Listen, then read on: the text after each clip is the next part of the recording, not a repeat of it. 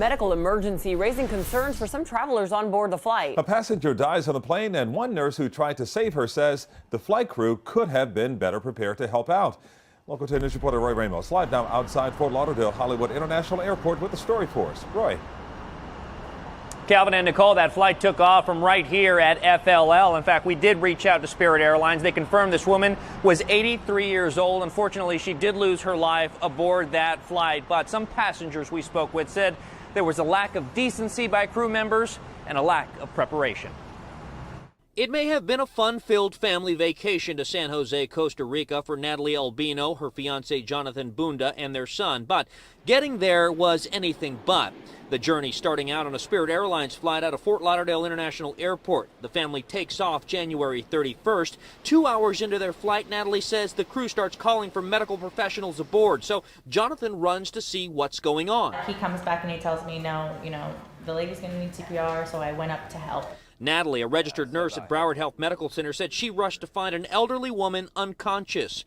Quickly, she said she jumped into action treating the woman after moving her into an exit row. Do we have an IV start kit? Basic things that we would need to get some medication into her, but nobody could give me any answers. After 35 minutes, a doctor aboard declares the woman dead. There was nothing else we could do to bring her back. But it is what Natalie and Jonathan said happened next they described as upsetting.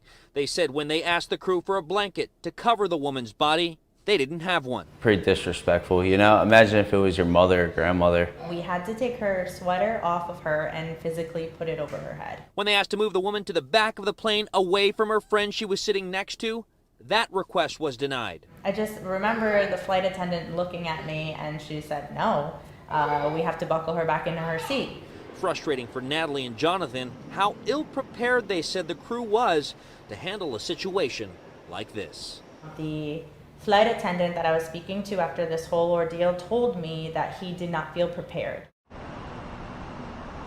So we did reach out to Spirit Airlines, who issued this statement that reads in part, "Our guest was 83 years old. CPR and AED were administered. We believe the flight attendants used every avenue available to help our guest. We offer our deepest sympathies to the family and friends of our guest. Our flight attendants are trained to respond to medical emergencies on board."